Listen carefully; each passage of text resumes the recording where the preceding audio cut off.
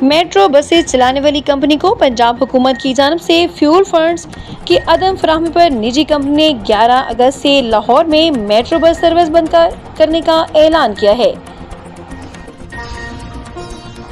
پاکستان تحریک انصاف کے رہنما چودھری عبداللہ طاہر کے قتل کیس میں اہم پیش رفت سامنے آئی ہے۔ پولیس نے عبداللہ طاہر کے ڈرائیور کو ہنی ٹریپ کرنے والی ٹک ٹاکر خاتون کو سیالکوٹ سے گرفتار کر لیا۔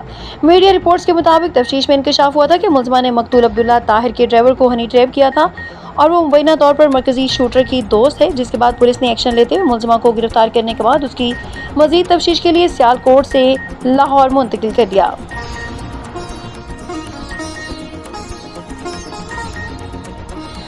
سسٹم ناکام ہو چکا ہے، معیشت چل رہی ہے نہ سیاست مگر حکومت یہی رہے گی۔ شہباز شریف 13 سال وزیر اعلیٰ رہے، 4 سال سے وزیر اعظم ہیں۔ ان 17 برسوں میں کوئی بڑی تبدیلی یا انقلاب نہیں آیا۔ یہ سسٹم 10 سال بھی چلے تو کچھ نہیں بدلے گا، مگر یہ حکومت 5 سال پورے کریں گے۔ سہیل وڑائچ۔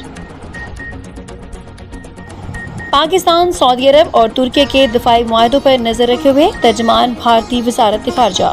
بھارت نے پاکستان، سعودی عرب اور ترکی کے معاہدے کے جواب میں اسرائیل سے دفاعی معاہدہ کرنے کے دعوے کو جعلی خبر قرار دے کر مسترد کر دیا۔ امریکی جوائنٹ چیف آف سٹاف کے چیئرمین جنرل ڈین کین نے مبینہ طور پر ایران کے ساتھ جاری جنگ سے نکلنے کے لیے راستہ تلاش کرنے پر زور دیا، کیونکہ ان کے خیال میں تنازع کو مزید بڑھانے کے لیے دستیاب فوجی آپریشنز نقصان دہ ثابت ہو سکتے ہیں اور صرف فضائی طاقت کے ذریعے صدر ڈونلڈ ٹرمپ کی مقرر کردہ اہداف حاصل کرنا مشکل ہوگا۔ پاکستان ٹیلی کمیونیکیشن اتھارٹی نے ای سم سے متعلق نئی پالیسی کا اعلان کرتے ہوئے ای سم کے اجرار فزیکل سم سے ای سم میں تبدیلی کی زیادہ سے زیادہ فیس 1500 روپے مقرر کر دی۔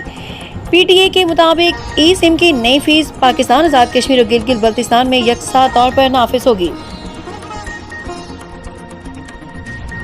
راولپنڈی میں شادی کا جھانسا دے کر بینکاک سے پاکستان بلوائی گئی خاتون نے ایک شخص پر مبینہ جنسی زیادتی، تشدد، غیر قانونی طور پر گھر میں رکھنے اور رقم لے جانے کے الزامات عائد کیے، جس پر پولیس نے متاثرہ خاتون کی مدعیت میں مقدمہ درج کر لیا۔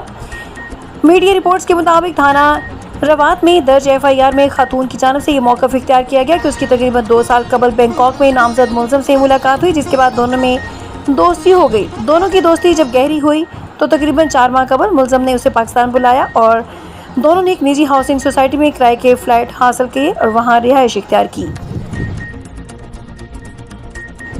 ٹوکیو پولیس نے ایک 32 سالہ خاتون کو مبینہ طور پر ایک معروف آن لائن اسٹور پر بڑی تعداد میں جعلی آرڈرز دینے اور بعد ازاں انہیں مسلسل منسوخ کرنے کے الزام میں گرفتار کیا۔ جاپانی خاتون نے 2000 سے زائد آرڈرز دے کر کمپنی کو لاکھوں ڈالر کا نقصان پہنچا دیا۔ جاپانی ذرائع ابلاغ کے مطابق مایو یوشیڈا نامی خاتون نے جعلی ناموں اور تقریباً 230 فرضی اکاؤنٹس کا استعمال کرتے ہوئے جاپان کے معروف اینیمے کمپنی شوئیشا کے آن لائن اسٹور پر 2000 سے زائد جعلی آرڈرز کیے۔ پاکستان کرکٹ ٹیم کے سابق فاسٹ بالر عثمان شنوائد نے کہا کہ شاہین افریدی اور نسیم شاہ سمیت فاسٹ بالر کو سلیکٹڈ کرکٹ کھیلنی چاہیے۔